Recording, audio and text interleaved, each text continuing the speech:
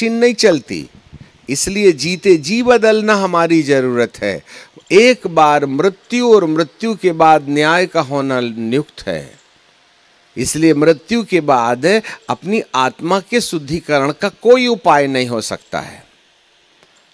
हाँ, और ये शरीर 70 साल का है और आत्मा अमर है। हम जगत की उत्पत्ति से पहले भी थे और मरने के बाद भी रहेंगे, क्योंकि आत्मा का अंत नहीं हो सकता। आत्मा की जगह बदली जा सकती है, या ना मरने वाली आत्मा को स्वर्ग में रखे तो अनंत काल तक स्वर्ग के एहसास में होगा, या आत्मा को नरक में डाल दिए तो अनंत काल तक नरक में जलने का तो एहसास होगा पर जलेगा नहीं। शरीर जल के राख बन जाएगा, परंतु आत्मा एहसास करेगी पर जलेगी नहीं। और नरक में भी आत्मा देखेगी, स्वर्ग में भी आत्मा देखेगी, नरक में भी सुनेगा, स्वर्ग में भी सुनेगा। अधलोक में उसने आंख उठा करके देखा,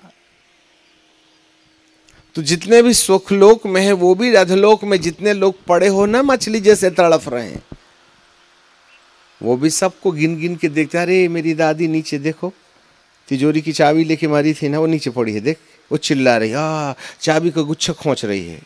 ऐसा दिखेगा ऊपर से, पूरा वर्ल्ड विजुअलाइज्ड होगा।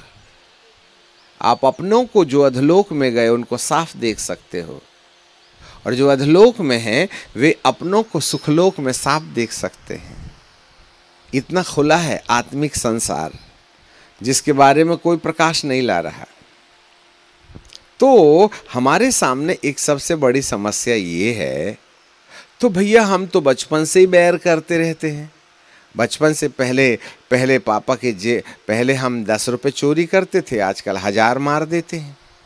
पहले चॉकलेट चोरी करते थे, दूध, दीदी लोग भी क्या, दूध वाला आया, ऊपर की मलाई शक्कर के साथ में सुड़ुक सुड़ुक और 1 कप दूध निकाला और घोल करके गुटुक गुटुक, और उसके बाद में जितना दूध निकाला था उतना पानी मिला के माँ ने पूछी आज दूध पतला हो गया, बिटिया क्या बोलती है, बरसात थी, गैया ने ज़्यादा पानी पी ली थी।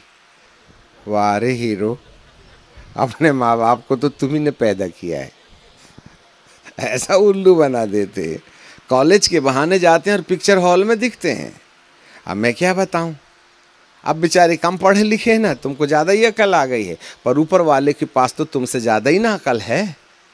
किसको धोखा देते हो?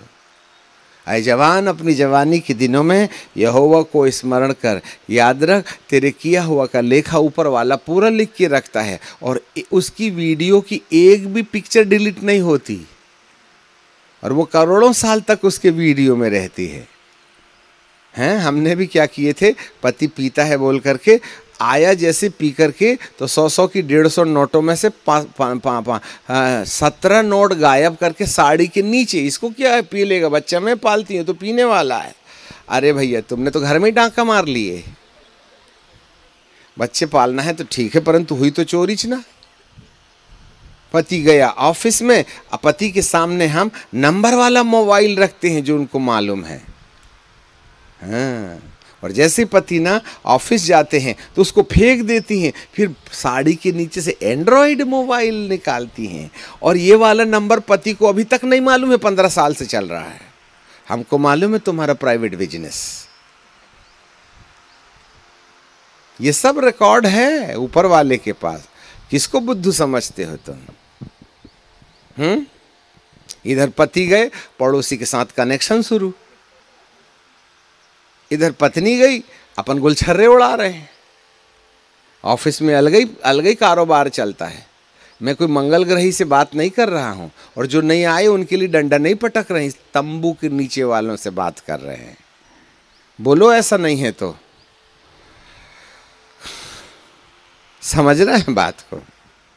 हम अपने शरीर की इंद्रियों से कौन सी कहानी अपनी आत्मा में जेरेक्स बना रहे हैं, ये अपने आप से पूछो। बाथरूम में किल्ली लगा के तुम करते क्या हो, वो भी वीडियो बन रही है, और वो आपकी आत्मा में इनबिल्ट हो गई है। हैं? हंसने की क्या बात है, करते हो तो रो ना। ऊपर वाले के साथ मजाक नहीं किया जा सकता। एक तो पैदा होकर के गलती की है, उसका कोई पश्चाताप नहीं है। समझ, अब पैदा हो गए हैं, गलती तो हो ही गई है, उसमें कोई सुधार नहीं है। और यदि मरने से बचना है तो एक ही उधार, एक ही रास्ता है कि हम बदल लें। बदलाव ही हमारे लिए रास्ता है। इसीलिए तो प्रभु जी आए हैं ना। और यदि नीचे जाने का शौक है तो जाओ तमन्ना से, वहीं समझ में आएगा तुमको। ऊपर वाला तुमको देख के रोएगा, तुम आग में जल जल के रोना, दोनों रोएंगे। उसको भी तो लगेगा मेरी आत्मा से तिनका निकाल के मैंने अलग किया हूं, अपने पास लाने के लिए रखा था, ये तो नीचे चला गया। उसके समान वेदना और किसको होगी। अरे तुम जलो मरो तहां तक तो ठीक है, उसकी आंखों से आंसू क्यों निकालते हो। तुम्हारे कष्ट तुम्हारे पिता को भी तो होंगे। बच्चा रोता है तो माँ क्या हंसती है। जब एक माँ अपने बच्चे के पेट दर्द के चक्कर में उसके रोने से हाय हाय करती है, तो स्वर्गीय पिता जो आत्मा को अपने अंदर से निकाल के अपने परिचय से तुम्हारा परिचय देके शरीर के अंदर पिरो दिया, यदि वो आत्मा अधलोक में चली गई, उसके बाद में नरक लोक में चली गई, तो सबसे बड़ा कष्ट और फेलुअर तो परमेश्वर समझेगा। देखो मैंने अपनी आत्मा से मनुष्य को आत्मा के रूप में बनाया और इसके बाद में नरक चला गया, मैं फेलुअर गॉड हूँ। इसलिए खुद के ऊपर भी गुस्सा आएगा। मनुष्य को बना के पछताया उसने। नूह के जमाने के समय मैंने उसको सीधा बनाया था, परंतु उसने अपनी अपनी युक्ति, प्राणी भी बदल गए थे। जबकि एक शेर की एक ही शेरनी होती है, परंतु जानवरों ने भी कई शेरनी बना रखे थे। कम से कम उनमें तो धर्म था। हम तो शादी के पहले किसका हाथ पकड़ के किसके साथ घूमते, मैं क्या बताऊं। आज इसके साथ तो कल उसके साथ, आज नीली चप्पल कल पीली चप्पल। अरे पापियों, तुम्हारे ऊपर में एक स्वर्गदूत तुम्हारे पापों को अंगीकृत कर रहा है और दूसरा तुम्हारे घर को। जिस समय तुम पैदा होते हो उसी समय एक स्वर्गदूत तुम्हारे नाम से वीडियो लेकर के तुम्हारे पीछे चलता है, 24 घंटे वीडियो बनाता है। और रात को तुम क्या सपना देखते हो उसकी भी रिकॉर्डिंग होती है। अपन रात को पुष्प विमान में किसी परी के साथ घूमते कि नहीं, वो भी वीडियो रिकॉर्ड होती है। ये मजाक नहीं है, सच है। आज तुम मनोरंजन कर लो। जब नाक से आग के बने हुए कीड़े दिमाग में जाएंगे, जो अंग्रेजी बोलता है, और वहां खा के गोबर करके कान से निकल के कहेंगे मजा नहीं आया, तब सुराग ही सुराग हो जाएंगे आत्मिक दिमाग में। जैसे ये शरीर के दिमाग में छेद मारो ना तो कैसा कष्ट होता है, वैसे आपके आत्मा के दिमाग में भी ये आग से बने हुए कीड़े छेद छेद कर देंगे। जैसे शरीर में छेद हो जाए तो कष्ट होता है, आपके आत्मा के दिमाग में भी छेद हो जाएगा, कष्ट होगा, परंतु छेद से आत्मा मरेगी नहीं। It's a reality. हम याजक लोग बताते नहीं हैं, क्योंकि हम ही को डर लगता है, तो जनता तो भागेगी ना कुर्सी छोड़ के। Nobody is preaching about। आज कुंवारे लड़कियों की शादी नहीं होती है, वो तो पहले से दोहरे हो जाते हैं। आप ही बताओ जिसने कुंवारेपन में शादी किया है। सफेद कपड़ा तो पहने थे। तुम तो 14 साल से पति पत्नी जो करते हैं, पहले से 15 साल से कर रहे हो। आपका पूरा दूत रात के 11 बजे, 12 बजे, 1 बजे, 2 बजे वीडियो में झड़िया के पीछे, और सारी चीजें उसके पास में सेकंड बा सेकंड लिखी हुई है। हैं?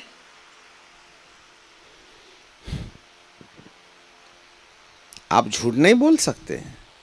आपकी आत्मा में ये पूरी रिकॉर्डिंग है। जिस दिन आप मां के गर्भ में जाते हैं उसी दिन खुदा आपके नाम का एक स्वर्गदूत बना देता है। और 9 महीने में जैसे आपका पेट के अंदर डेवलपमेंट होता है, वैसे स्वर्गदूत को डेवलप कर करके परमेश्वर 9 महीने में आपका एक छोटा सा बच्चा का सा स्वर्गदूत बना देता है।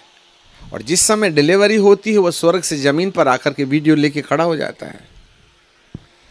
हाँ, और उस समय से रिकॉर्डिंग होती है। और जिस दिन आप उद्धार पाते हैं, लिसन मी केयरफुली, एक एक चीज़ बताने के लिए हमको बहुत टाइम लगेगा। जिस दिन आप उद्धार पाते हैं और कहते हैं, ऐ पिता मेरे दिल में आ जा और मैं तुझे अपने जीवन का मुक्तिदाता ग्रहण करता हूँ, उसी समय दूसरे नंबर वाला स्वर्गदूत तुम्हारे पास आता है और वह जीवन की किताब लेके आ जाता है। हेडलाइन में आपके जीवन की किताब का नाम लिख देता है, बबीता, कविता, सरिता, रॉबर्ट, जॉन, जो भी है। और उसके बाद में ऐसे करके चलता है, देखते हैं आज दिन भर में तुमने कौन सा काम किया। पता चला मोबाइल खेलने के अलावा कुछ किया ही नहीं हमने, तो जीवन की किताब का पहला पन्ना कोरा। रविवार के दिन 2 घंटा बैठे, उसमें भी दिल बना के तीर छेद रहे थे। आधा उसने लिखा, आधा इसने लिख लिया। आपकी चेयर के आजू बाजू दोनों वीडियो लेके खड़े रहते हैं। ये इनबिल्ट वीडियोज हैं, तुम उसको बोल सकते हैं। जब आपकी चिप लगा के, आपका सिम लगा के आपकी जिंदगी का सब कुछ बताओगे, तो जो तुम भूल गए हो वो भी खुदा याद दिला देगा। तुम्हें ये नहीं मालूम है तुमने बॉयफ्रेंड को कितने बार चुम्मी दिए, तो वहां गिनती लिखी है, सेकंड में भी लिखा हुआ है। समझ में आ गई बात? हमारे याजक कंपाउंडर की तरह तुम्हारे हाथ पैर में सफेद पट्टी बांधते रहे हैं।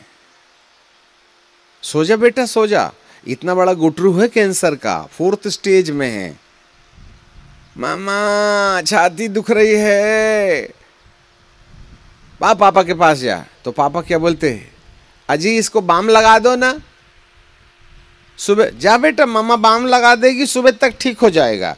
जबकि कैंसर 4th स्टेज में सुबह नहीं होने वाली है। और पापा कहते हैं मम्मा के पास जाओ, वो आयोडेक्स लगा देगी। हम कुछ ऐसे ही धोखा दे रहे हैं कलीसिया को। कैंसर हमारे लिए आखिरी सेकंड की गिनती गिन रहा है और हम कहते हैं पापा से पट्टी बंधवा लो। हम सब कंपाउंडर का काम करते हैं। सॉरी टू से, मैं याजकों से प्रश्न करता हूं, कब आपने विवाह के पहले बॉयफ्रेंड गर्लफ्रेंड नहीं चलेगा इसके लिए आपने चेतावनी दी थी? बताइए ना। कोई याजक है जिसने डंडा उठा करके ऐसी हरकत करने वालों के कान खींचे हों? और यदि आप ऐसा सख्त संदेश देंगे तो जवानों की भीड़ भाग जाएगी, तो 100 रुपए का नुकसान तो पर हफ्ते से तुम्हारा ना होगा। हम उसी के लिए तो जी रहे हैं। हमको तो भीड़ चाहिए, भली नरक जाए, उससे क्या फर्क पड़ता है? दारू भी चलेगी, बीड़ी भी चलेगी, झगड़ा भी चलेगा, अलंद भी चलेगा, फंद भी चलेगा। ये पादरी अच्छा है, हमारे सब पाप को ढांप देता और कहता है गॉड ब्लेस यू। अच्छा मजा आता है। 100 रुपए वाला 200 चंदा देता है। और एक बार लड़का लड़की को आजू बाजू बैठने की अनुमति दी जाए और संदेश में भी हाथ मसकने की परमिशन दी जाए तो 100 की नोट आती है। इसलिए जहां अपराध की छेड़छाड़ नहीं होती है वहां भीड़ भड़क्का होता है और लोगों को वही पसंद है, भीड़। That is their ministry. और जिस समय भीड़ वाला कहने लगेगा बीड़ी नहीं पीना है, आधी जनता गायब, तो गरीब जी तुम्हारे पास आएगी, कटोरे लेके तुमको चलना पड़ेगा। हम अपने प्राण के लिए बहुतों को नरक का रास्ता दिखा रहे हैं। सॉरी टू से। इसलिए मारने का काम याजकों से शुरू करो और उन्हें तलवार से उन पुर्नियों को गला घोंटना शुरू किया जिन्होंने माथे पर मोहर लगवाने का संदेश नहीं दिया था। आप घर में जाके पढ़ लेना यहेजकेल की किताब, उसका 9वां अध्याय। हाँ, एक स्वर्गदूत था जिसने कमर में दबात बांधी थी। यहोवा के तेज ने कहा जाओ यरूशलेम में जाओ, इर्द गिर्द उन समस्त लोगों को जो एबोमिनेशन अर्थात घृणित कामों के नहीं करने के कारण सताए जा रहे हैं, उनके माथे पर मोहर कर दो। फिर दूसरे से उसने कहा कि मारते जाओ और किसी पर दया न करना, युवा कुंवारी बच्चे सबको मार के नाश करो, परंतु जिस किसी के माथे में परमेश्वर की मोहर है उसके निकट न जाना। और मारने का काम मंदिर से प्रारंभ करो। और दूसरे नंबर वाले स्वर्गदूत ने पुर्नियों का गला रेतना शुरू किया पहले। इसलिए पिछले कोरोना में बहुत से लोग चले गए, आगे और भी तैयारी है। नहीं है तो सुधार करना पड़ेगा। कलीसिया भली चली जाए और ये तुम्हारा जेब ठोकेंगे, पर कोई तो तुम्हारी पीठ भी ठोके। तुम जेब ठुकवाते हो, कम से कम ऊपर वाले से पीठ भी तो ठुकवाया करे। हमें तो ऊपर वाले की पीठ ठोकने की पड़ी। तुमको सुनना है सुनो, नहीं सुनना है मत सुनो। इतनी बड़ी जनता, इतना बड़ा देश हमारे लिए खुला हुआ है। जिनको स्वर्ग जाना है वो हमको दूध में ब्रॉनबीटर सामान घोल के पीने को तैयार है। इतराओ तुम, हमारा क्या जाता है। सावधान, ये मलहम पट्टी का जमाना खत्म हो गया। हम तो चाकू चमीटा लेके आए हैं और एनेस्थीसिया की बोतल भी लाए हैं और बेहोश करके पूरा पेट चीर देंगे और अंदर से पुराना वाला हार्ट निकाल के नया पेट कर देंगे। इसलिए आए हैं हम। आपको मालूम है डॉक्टर भी सफेद कोट पहनता है और कंपाउंडर भी सफेद कोट पहनता है। दोनों के सफेद कोट रहते हैं। एक पट्टी लेके चलता है और एक चाकू लेके चलता है। जो पट्टी लेके चलता है उसकी पगार 40 हजार होती है और जो चाकू लेके चलता है उसकी पगार 4 लाख होती है। आपका मिजाज क्या हो सकता है। कोट तो हम भी पहने हैं सफेद वाला, पर हमारे हाथ में एनेस्थीसिया की बोतल के समय चाकू चमीटा भी है। हम सर्जन का काम कर रहे हैं, इसलिए फीस ज्यादा लगती है। हालेलुया। जो सर्जन है वो सर्जरी करे, जो कंपाउंडर है वो पट्टी बांधे। तो कम से कम प्रमोट तो कर ही सकते हो पढ़ लिख करके। काम नहीं चलेगा। सॉरी टू से आज भारी मात्रा में कलीसिया को अपने माथे में मोहर लगाना है, इसका आइडिया ही नहीं है। और जिनके माथे में परमेश्वर की मोहर नहीं होगी वो उस पशु की पूजा करेंगे जो 2020 से अपनी छवि दिखा रहा है। हमारी कलीसिया में लगभग 15,000 लोगों ने बपतिस्मा लिया, परंतु 2021 और 2022 में इन 15,000 में से एक भी आदमी कोरोना से नहीं मरा। याजक की तो बातें छोड़ दो, विश्वासी नहीं मरे।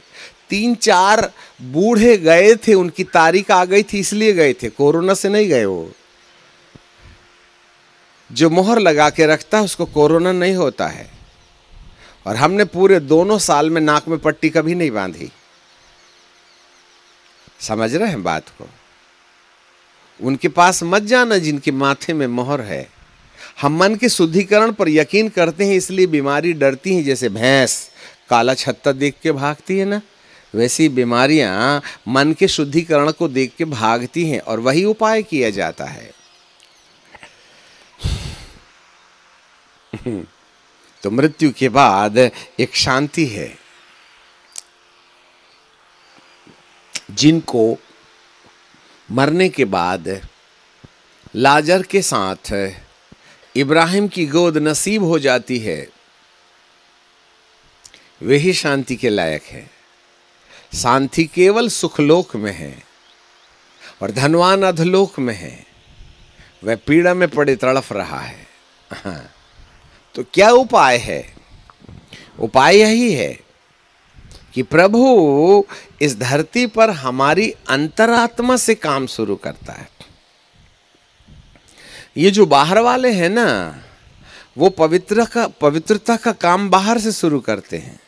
दाढ़ी बढ़ाएंगे, जटा बढ़ाएंगे, फिर इतना बड़ा भभूत लगाएंगे, फिर काला पीला नीला पहन लेंगे, फिर कंठी माला पहन लेंगे। तो वो बाहर से साधु दिखते हैं। ठीक है, साधु उनका काम बाहर से रहता है। अब यदि पवित्रता को बाहर से अंदर ले जाओगे तो पहुंचेगी कि नहीं पहुंचेगी, ये नहीं आइडिया है। परंतु बाइबल का परमेश्वर पवित्रीकरण का काम बाहर से करने के बजाय अंदर से शुरू करता है। बाहर से शुद्धिकरण अंदर नहीं जा सकती, पर अंदर से शुद्धिकरण बाहर जरूर आ सकती है। इसलिए बाइबल का परमेश्वर हमको अंदर से साधु बनाता है। भले ही जींस पैंट पहन के घूमो, कंठी माला की जरूरत नहीं है। यदि मैं रंग बिरंगे कपड़े पहन भी लो तो दुनिया मुझे साधु समझती है, परंतु परमेश्वर नहीं ना जानता है। अंदर तो खोखला है ना जीवन के अंदर में। अब अंदर से शुद्धिकरण का क्या काम है? किसी ने बहुत अच्छा एक कोरस बनाया था जिसको आराधना में कई जगह गाया जाता है। उसको ऐसा है, एक लाइन हम गा देते हैं। आत्मा मेरे अंदर, काम करता वो बाहर, वो कैसा बदला मुझे। आत्मा मेरे अंदर, काम करता वो बाहर, वो कैसा बदला मुझे। आत्मा मेरे अंदर, काम करता वो बाहर, वो कैसा बदला मुझे।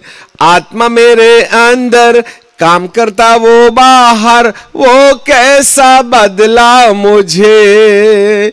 वो कैसा बदला मेरे जीवन को, वो कैसा बदला मेरे जीवन को। आत्मा मेरे अंदर। और इनके लिए जटा और धाड़ी और रंग बिरंगे कपड़े ऊपर, परंतु मेरे लिए आत्मा मेरे अंदर और काम करता वो बाहर। यही अंतर है बाहर वालों में और अंदर वालों में। देखो हम अभिषेक की वैल्यू क्या है, आत्मा की वैल्यू क्या है, इसकी फाउंडेशन बना रहे हैं। इंपॉर्टेंट शरीर नहीं है, इंपॉर्टेंट आत्मा है।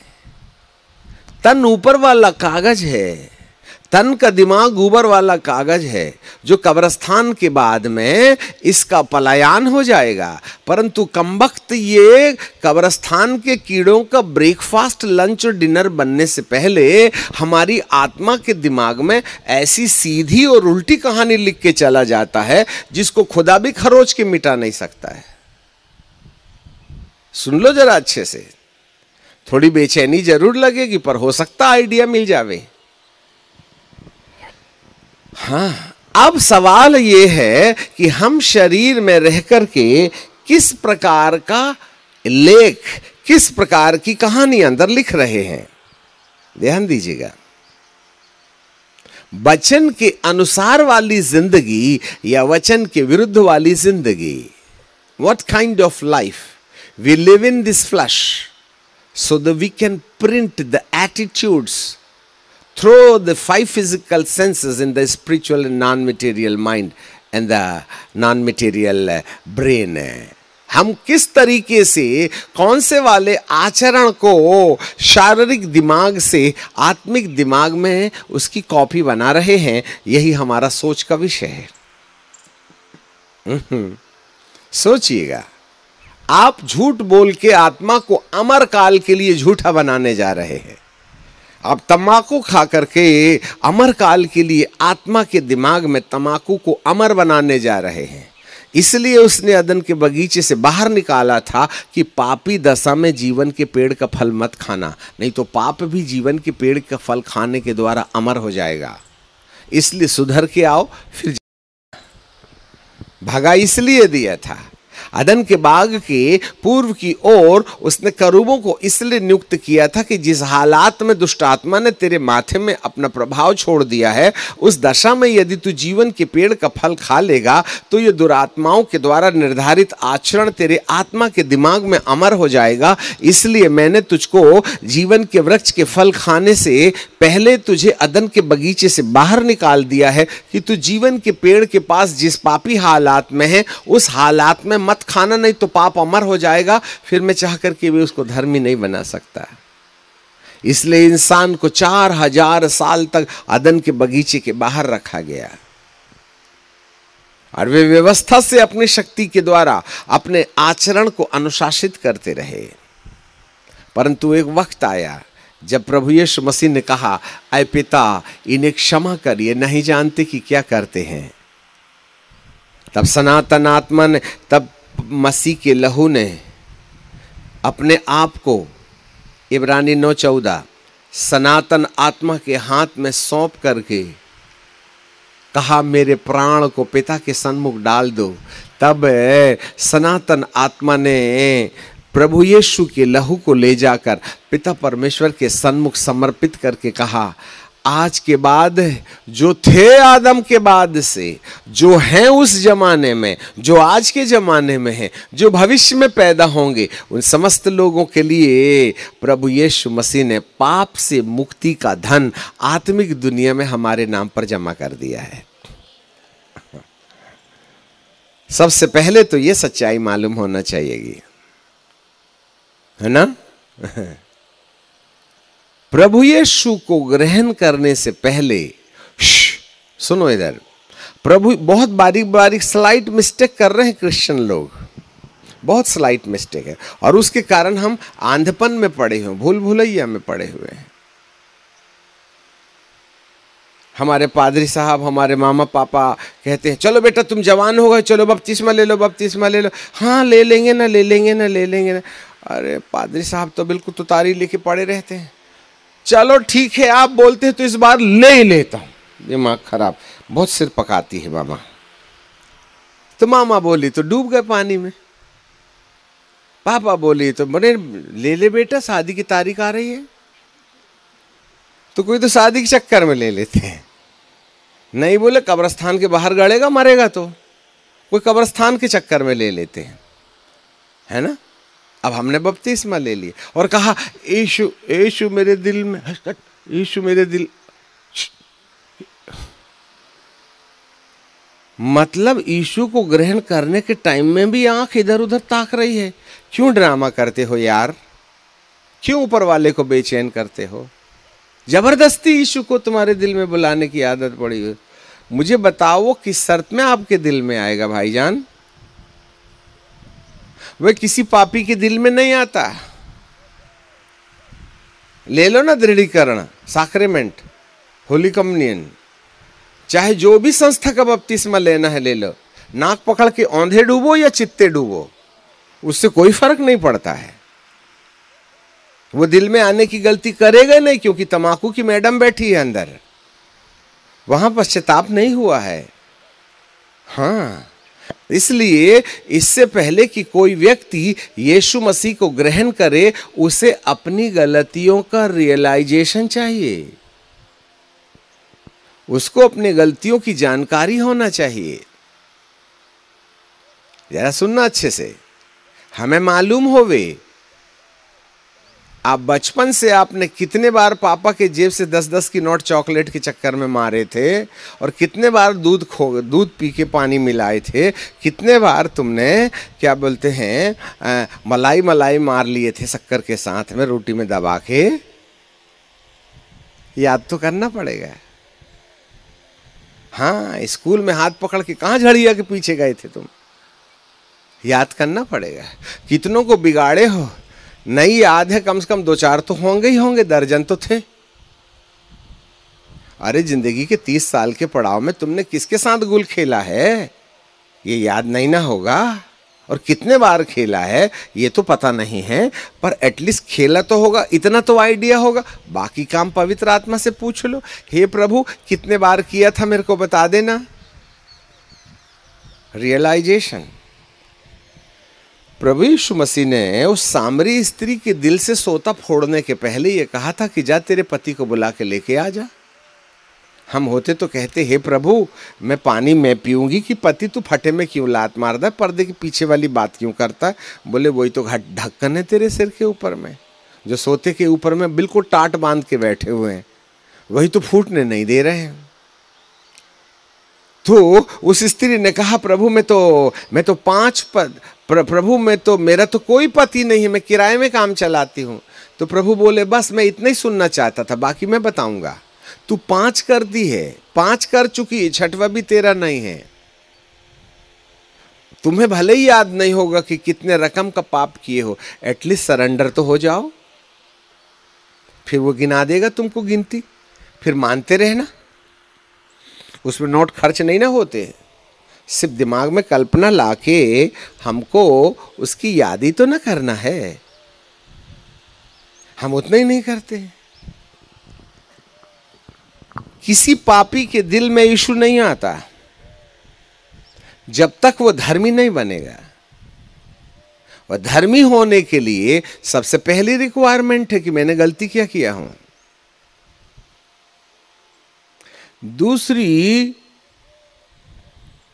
लिखने वाले लिखो, सबसे उद्धार के लिए सबसे पहली आवश्यकता है मैं अपनी गलतियों को जानूं, to knowing the sin which I have committed in the past life. ऐसी डुबुक करने में कोई फायदा नहीं है। पहले सूखे पापी थे, आजकल गीले पापी हो गए। पहले नॉन पेंटिकास्टल पापी थी, आजकल पेंटिकास्टल पापी हो गए। इससे कोई फायदा नहीं है।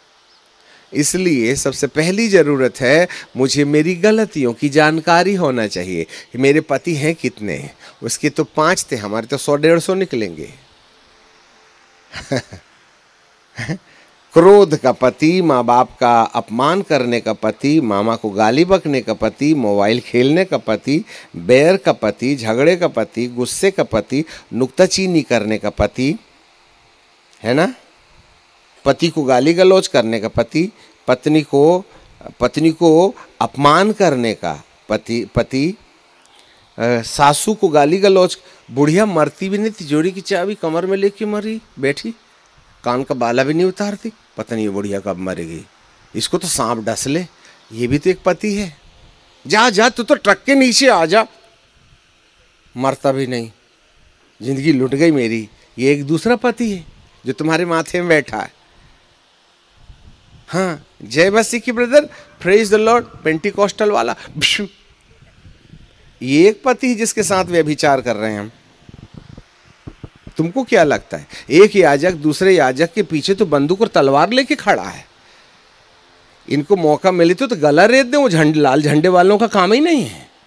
हाँ, जितनी कबड्डी चल रही है मसीह समुदाय के अंदर, ये भी तो व्यभिचार है हमारा। याजकी समाज के अंदर में एक कलीसिया दूसरे कलीसिया के ऊपर में बम लेके खड़ी है। अब देखो, वो क्रिश्चियन ने वहां पर ना वो यहोवा विटनेस वालों के चर्च में लेके बम लगा दिया। बोले इसे, अरे बम लगाता, कम से कम तू अपने में लगा लेना यार, तू काहे के लिए पीछे पड़ा है उनके पीछे? अब उसका कारण कुछ भी होगा। उसके तो 5 थे, हमारे तो अनगिनत हैं। एक बार पेन पेंसिल लेकर के, कोरा कागज लेके, एक 80 पेज की कॉपी लेके बिना काम धाम के बैठ जाइए। आधा घंटा 1 घंटा ध्यान करके पवित्र आत्मा से कहना शुरू करो, हे प्रभु, जितनी जानकारी मेरे बारे में मेरे पतियों की है ना, वो तो मैंने लिख ही लिया है, परंतु जिनको मैं भूल गया हूं उन सारे पतियों का नाम बताओ। खाली मन में घंटों तक पवित्र आत्मा बचपन से लेकर आज तक की एक कहानी तुमको बता देगा। तुम्हारी 80 पेज की कॉपी भर जाएगी। कोई जरूरत नहीं है बपतिस्मा लेने की, कोई जरूरत नहीं यीशु मसीह को ग्रहण करने के लिए। जिस टेबल में बिल्ली ने चिचरी कर दी है उसमें बिरयानी रख के खाओगे तो मजा आएगा क्या? जब तुम बिल्ली की चिचरी वाली टेबल में बिरयानी नहीं खा सकते तो खुदा तुम्हारी तमाकू वाले दिल में जिसमें पश्चाताप नहीं हुआ है, तुमको क्या लगता है वह तुम्हारे साथ में अंदर बैठ के भोजन करेगा? हैं? वासना की कल्पनाएं अंदर बैठी जिसको तुम पाप नहीं समझते हो। कितना घंटा मोबाइल में खर्च करते हो? आप ही बताओ, सबसे ज्यादा बिकने वाली किताब धरती में सबसे कम पढ़ी जाती है। फिर से सुनो, सबसे ज्यादा बिकने वाली किताब सबसे कम पढ़ी जाती है। एक अध्याय में यदि 18 पद हो तो 8 पढ़ के हम बंद कर देते हैं और कल पढ़ेंगे 8। मतलब हम एक दिन में एक भी अध्याय पढ़ ले तो हम महावीर बन जाएंगे। हम उसको भी नहीं पढ़ना चाहते हैं। तो 4 अध्याय पर डे पढ़ने की तो बातें छोड़ दो। आप में से कौन प्रतिदिन 4 अध्याय बाइबल के पढ़ता है? हाथ उठा के दिखाएं। कुछ लोग हैं वीर लोग, है ना। हम तो आधा ही अध्याय पढ़ के छोड़ देते हैं। और हम याजक लोग तो उस समय बाइबल पढ़ते हैं जब स्टेज में खड़े रहना है, बाकी तो मीटिंग में फुर्सत रहती है अपनी। याजक लोग सबसे कम बाइबल पढ़ते हैं, और पढ़ते भी हैं तो उस समय पढ़ते हैं जब उनको संदेश बनाना पड़ता है। तो वो बाइबल पढ़ते ही संदेश बनाने के लिए, अपनी ज़िंदगी बदलने के लिए नहीं ना पढ़ते हैं। मैं उसमें से एक बेवकूफ़ आपके सामने खड़ा, मैं अपनी गवाही दे रहा हूँ। मेरे को आपके बारे में क्या मालूम? जो मैं कर रहा हूँ वही ना मैं बता रहा हूँ। अरे आज संदेश है रे बाबा, पूरे पन्ने जूठे कर दिए भाई साहब। कम से कम पानी की बोतल रखते बाजू में। आधा अध्याय। अब आप बताइए 5 पद पढ़ने के लिए कितना मिनट लगेगा? एक अध्याय पढ़ने के लिए कितना मिनट लगेगा? चलो पढ़े होगे तो कम से कम आइडिया तो दे ही दो। बाप रे, इतना स्लो पढ़ते हो तुम? 1 मिनट में 1 पद पढ़ते हैं आप?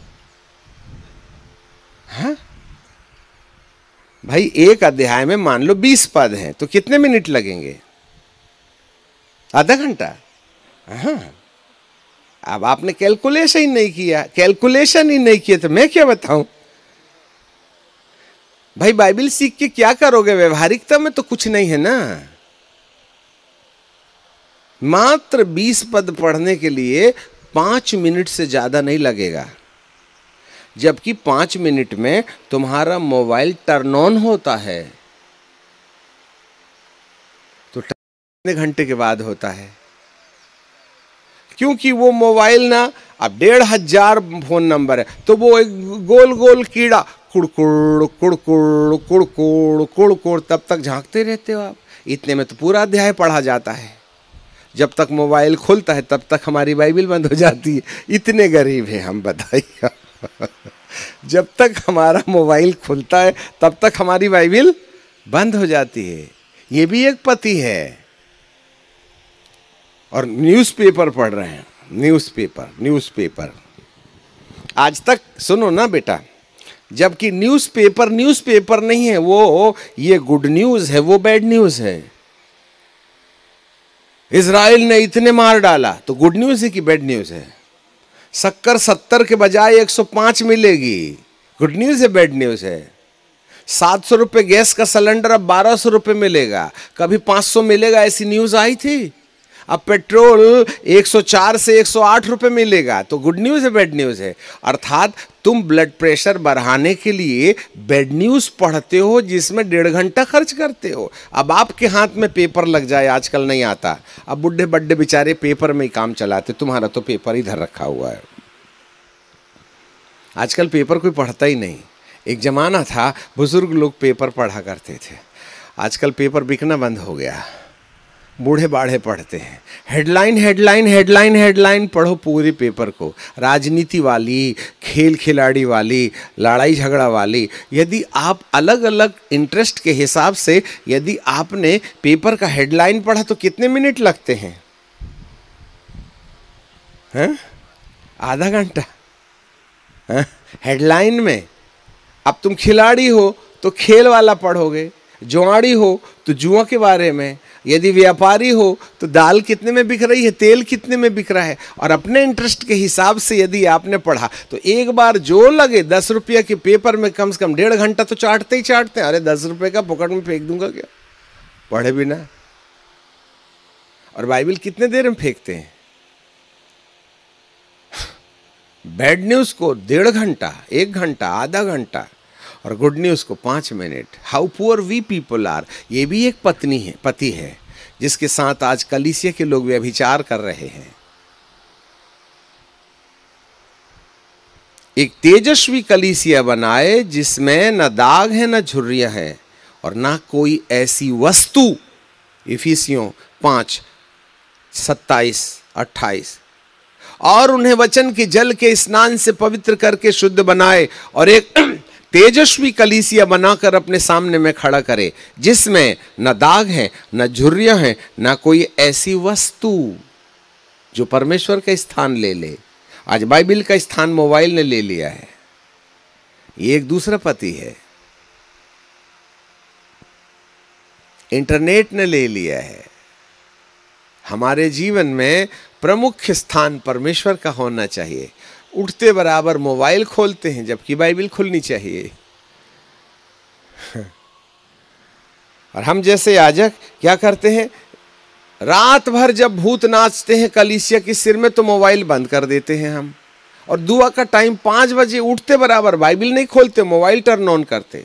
और बाइबिल के साथ साथ मोबाइल को भी रख लेते और दुआ करते, प्रभु तेरा धन्यवाद धन्यवाद। सामने वाले को भी मालूम था पादरी साहब 5 बजे उठते हैं और मोबाइल टर्न ऑन कर लेते हैं, उसी समय अपन लगा लेते हैं। कोई बात नहीं, 3 बजे से भूत सिर में नाच रहा है, कम से कम पादरी साहब 5 बजे तो जगेंगे ही जगेंगे।